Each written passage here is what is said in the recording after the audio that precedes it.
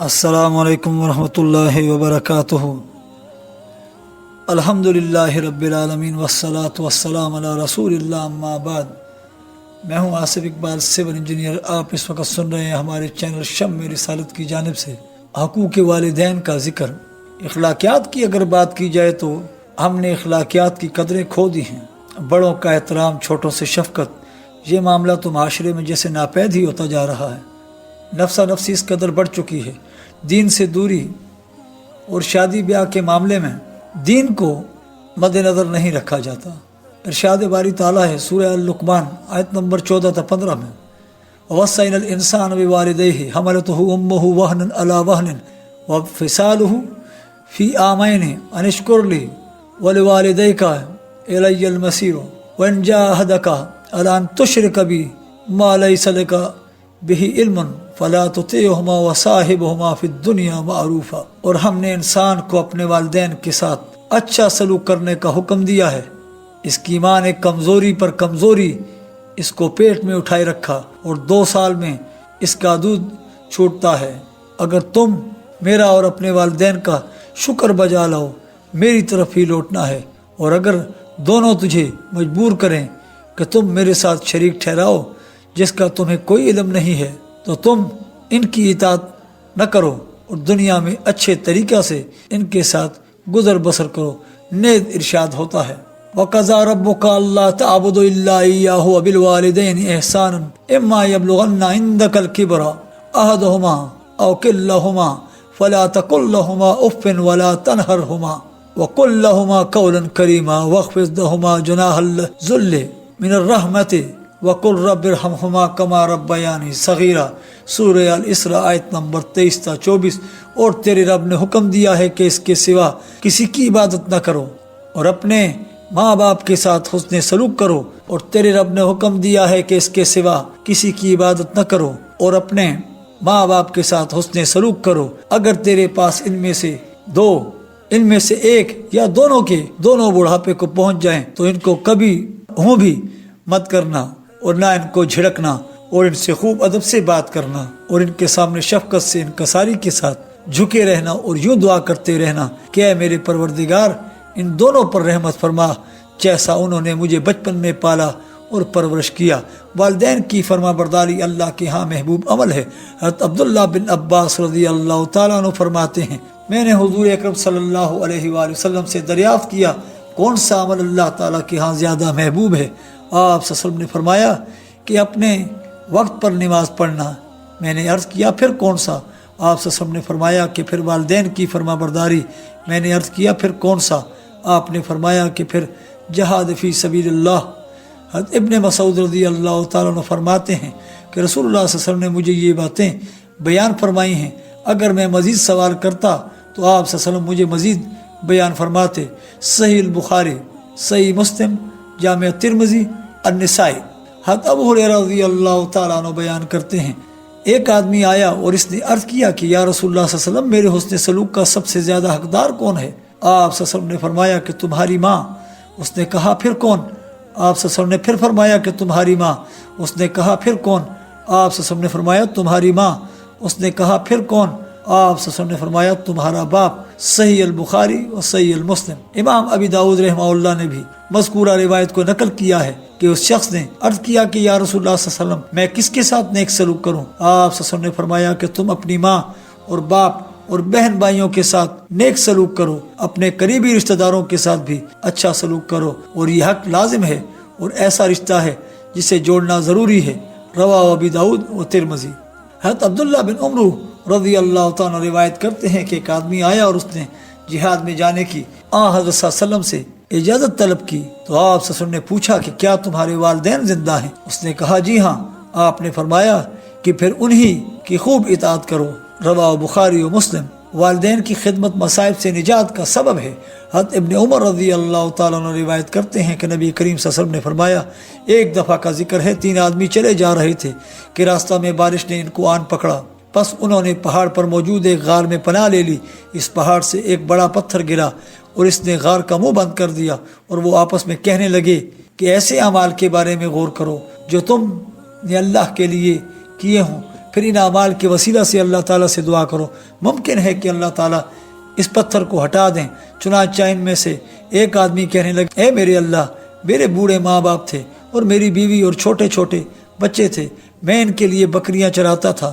جب میں بکریاں چرا کر واپس آتا تو پہلے اپنے والدین کے لیے دودھ دوہتا، اپنے بچوں سے پہلے ان کو دودھ پلاتا۔ ایک دن گھاس اور چارے کی تلاش میں دور نکل گیا اور رات گئے واپس آیا تو میں نے دیکھا کہ میرے ماں باپ سو چکے ہیں۔ میں نے حسب معمول بکریوں کا دودھ دویا، پھر دودھ کا پیالہ لا کر اپنے ماں باپ کے سر کے پاس کھڑا ہو گیا۔ میں نے ان کو جگانا اچھا نہ سمجھا اور میں نے ان سے پہلے اپنے بچوں کو دودھ پلانا بھی اچھا نہ سمجھا، حالانکہ میرے بچے قدموں میں بلبلا رہے تھے۔ اسی حال میں صبح صادق ہو گئی۔ اے اللہ، اگر آپ کے علم میں ہے کہ میں نے یہ عمل آپ کی رضا جوئی کے لیے کیا تھا تو اس پتھر کو ہم سے اتنا ہٹا دے کہ ہم آسمان کو دیکھ سکیں۔ چنانچہ اللہ تعالیٰ نے اس پتھر کو اتنا کر دیا جس سے انہوں نے آسمان کو دیکھا۔ الترغیب و تہذیب، جریج کا عبرت ناک واقعہ۔ حضرت ابو ہریرہ رضی اللہ تعالیٰ عنہ بیان فرماتے ہیں کہ رسول اللہ صلی اللہ علیہ وسلم نے فرمایا، عیسیٰ بن مریم علیہ السلام اور صاحب جریج کے سوا کسی بچے نے گود میں بات نہیں کی۔ کسی نے عرض کیا، اے اللہ کے نبی صلی اللہ علیہ وسلم، صاحب جریج کون ہیں؟ آپ نے فرمایا کہ جریج ایک راہب تارک دنیا تھا جو اپنے عبادت خانہ میں رہتا تھا، اور ایک شخص تھا جو اس عبادت خانے کے نیچے رہتا تھا، اور اس بستی کی ایک عورت اس کے پاس برائی کی ترغیب دینے آتی جاتی تھی۔ ایک دن جریج کی ماں آئی اور اس نے جریج کو آواز دی۔ جریج وہ نماز میں مشغول تھے۔ انہوں نے سوچا کہ میں کس کو ترجیح دوں، نماز کو یا اپنی ماں کو؟ پھر نماز کو ترجیح دی۔ ماں نے پھر آواز دی۔ پھر انہوں نے سوچا کہ نماز کو ترجیح دوں یا ماں کو؟ پھر خیال کیا کہ نماز کو ہی ترجیح دیتے ہیں۔ ماں نے تیسری بار پھر آواز دی۔ انہوں نے پھر سوچا کیا کروں، ماں کو ترجیح دوں یا نماز کو؟ پھر خیال کیا کہ نہیں، نماز کو ترجیح دیتے ہیں۔ جب اس نے ماں کی بات نہ سنی تو ماں نے بد دعا دیتے ہوئے کہا کہ اے جرجیج، خدا تجھے موت نہ دے جب تک کہ تو بدکار عورتوں کا منہ نہ دیکھ لے۔ یہ کہہ کر وہ چلی گئی۔ ایک دن وہ بدکار عورت بادشاہ کے سامنے پیش کی گئی۔ اس نے ایک بچے کو جنا تھا۔ بادشاہ نے اس سے پوچھا، یہ بچہ کس کا ہے؟ اس عورت نے کہا، جرجیج کا ہے۔ بادشاہ نے حکم دیا، اس راہب جرجیج کا جو عبادت خانہ میں رہتا ہے؟ اس نے کہا، ہاں۔ بادشاہ نے حکم دیا، اس راہب کا عبادت خانہ گرا دو اور اسے میرے پاس لاؤ۔ چنانچہ لوگوں نے کلہاڑوں سے اس کے عبادت خانہ کو توڑ توڑ کر گرا دیا اور جرجیج کی گردن میں رسی ڈال کر چل پڑے۔ راستہ میں بدکار عورتوں کے پاس سے گزر ہوا تو ان کو دیکھ کر مسکرائے، اور وہ عورتیں تمام لوگوں کے سامنے اس کو دیکھ رہی تھیں۔ بادشاہ نے کہا، یہ عورت کیا کہہ رہی ہے؟ جرجیج نے کہا، کیا کہہ رہی ہے؟ بادشاہ نے کہا، یہ عورت کہتی ہے کہ بچہ تیرا ہے۔ جرجیج نے اس عورت سے کہا، کیا تم واقعی یہ بات کہتی ہو؟ اس عورت نے کہا، ہاں۔ جرجیج نے کہا، وہ بچہ کہاں ہے؟ لوگوں نے کہا، وہ بچہ یہی ہے جو اس کی گود میں ہے۔ جرجیج اس بچے کی طرف متوجہ ہوا اور اس سے پوچھا، تمہارا باپ کون ہے؟ بچے نے کہا کہ گائے چرانے والا۔ رواہ البخاری و مسلم۔ والدین کے ساتھ حسن سلوک سے پیش آنا جہاد کے برابر ہے۔ صحیح مسلم میں ہے کہ ایک آدمی بارگاہ نبی صلی اللہ علیہ وسلم میں حاضر ہوا اور اس نے کہا کہ میں ہجرت و جہاد پر آپ صلی اللہ علیہ وسلم کی بیعت کرتا ہوں، اللہ تعالیٰ سے اجر و ثواب کا طالب ہوں۔ آپ صلی اللہ علیہ وسلم نے پوچھا کہ کیا تمہارے والدین میں سے کوئی ایک زندہ ہے؟ اس نے کہا، ہاں، دونوں زندہ ہیں۔ آپ صلی اللہ علیہ وسلم نے فرمایا، تو پھر کیا تم اللہ تعالیٰ سے اجر و ثواب کے بھی طالب ہو؟ اس نے کہا، جی ہاں۔ آپ صلی اللہ علیہ وسلم نے فرمایا، پھر اپنے والدین کے پاس چلے جاؤ اور ان کے ساتھ حسن سلوک سے پیش آؤ۔ صحیح مسلم۔ اور ایک روایت میں یہ الفاظ فیہما فجاہد، یعنی پھر ان دونوں کے ساتھ حسن سلوک کر کے جہاد کرو۔ رواہ البخاری و ابی داؤد و ترمذی۔ کیا اولاد اپنے والدین کو صلہ دے سکتی ہے؟ حضرت ابو ہریرہ رضی اللہ تعالیٰ عنہ روایت کرتے ہیں کہ رسول اکرم صلی اللہ علیہ وسلم نے فرمایا، کوئی والد اپنے والد کو بدلہ صلہ نہیں دے سکتا مگر یہ کہ اپنے والد کو غلام پائے پھر اسے خرید کر آزاد کر دے۔ صحیح مسلم و صحیح ابن حبان۔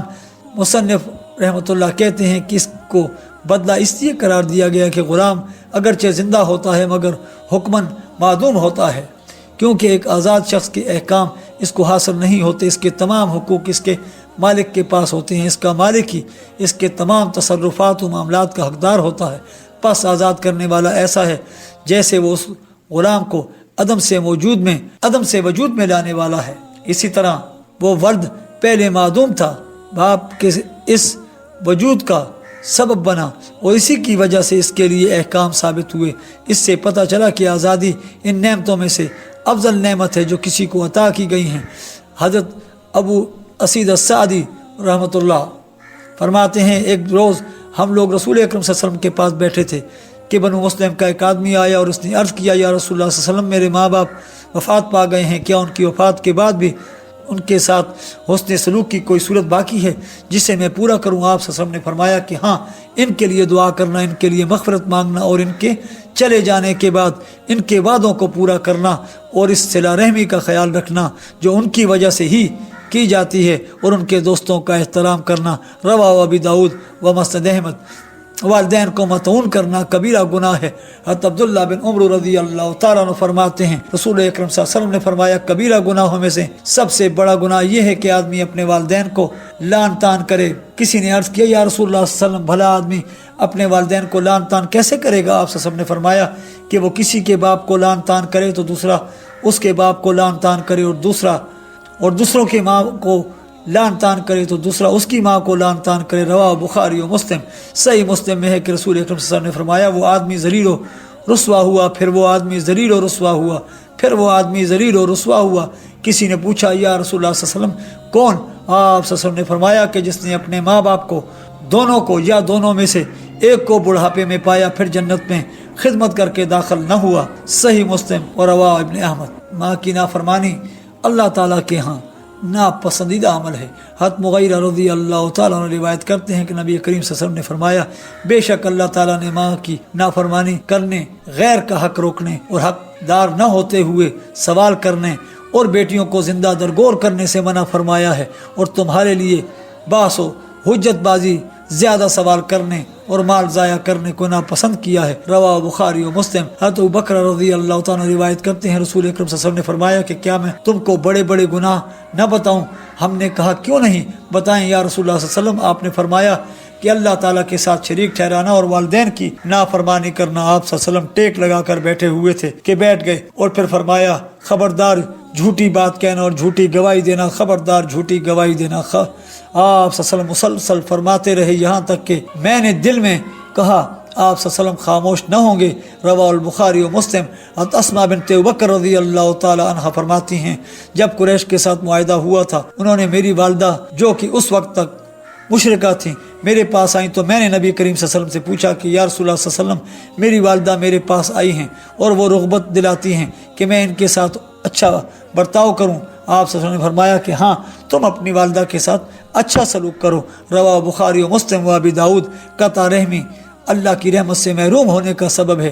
صحیح بخاری میں حضرت ابو ہریرہ رضی اللہ تعالیٰ عنہ روایت کرتے ہیں حضور اقدس صلی اللہ علیہ وسلم نے فرمایا بے شک اللہ تعالیٰ نے مخلوق کو پیدا فرمایا، جب پیدا کر کے فارغ ہوئے تو رحم نے کہا یہ اس کا مقام ہے جو قطع رحمی سے آپ کی پناہ مانگے، آپ کی پناہ مانگنے والا ہے۔ اللہ تعالیٰ نے فرمایا کہ کیا تم اس پر خوش نہیں ہو کہ جو تجھے جوڑے میں اس کو جوڑوں اور جو تجھے توڑے میں اس کو توڑوں؟ رحم نے کہا کیوں نہیں اے میرے رب۔ اللہ نے فرمایا کہ پس وہ تیرے لیے ہے۔ رسول اللہ صلی اللہ علیہ وسلم نے فرمایا کہ چاہو تو یہ آیت پڑھ لو فہل عصیتم ان تولیتم ان تفسدوا فی الارض فتقطعوا ارحامکم اولئک الذین لعنهم اللہ فاصامهم واعمی ابصارهم افلا یتدبرون القرآن ام علی قلوب اقفالها۔ سورہ محمد آیت نمبر 22-24۔ اگر تم کنارہ کش رہو تو کیا ممکن ہے کہ تم زمین میں فساد مچا دو اور قطع رحمی کرو؟ یہی وہ لوگ ہیں جن پر اللہ نے لعنت فرمائی ہے، پس اللہ نے ان کو اندھا بہرا کر دیا۔ کیا وہ لوگ قرآن میں غور نہیں کرتے یا ان کے دلوں پر تالے پڑے ہوئے ہیں؟ آپ نے فرمایا رحم رشتہ ناتا رحمان کی ایک شاخ ہے۔ اللہ تعالیٰ نے رحم سے فرمایا کہ جو تجھے جوڑے گا میں اس کو جوڑوں گا۔ رواہ بخاری و صحیح ابن حبان۔ صحیح بخاری میں حضرت جبیر بن مطعم رضی اللہ تعالیٰ عنہ سے روایت منقول ہے کہ رسول کریم صلی اللہ علیہ وسلم نے فرمایا رشتہ ناتا توڑنے والا جنت میں داخل نہیں ہوگا۔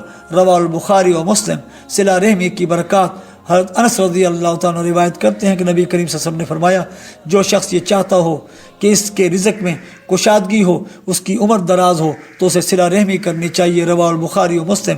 حضرت عمر بن عاص رضی اللہ تعالیٰ عنہ فرماتے ہیں میں نے حضور اکرم صلی اللہ علیہ وسلم کو ارشاد فرماتے ہوئے سنا کہ آپ صلی اللہ علیہ وسلم نے فرمایا میرے والد کے خاندان کے لوگ میرے دوست نہیں ہیں، میرے دوست تو اللہ تعالیٰ اور نیک مومنین ہیں، البتہ ان کے ساتھ قرابت داری ہے اور میں اس کا خیال رکھوں گا۔ رواہ بخاری و مسلم۔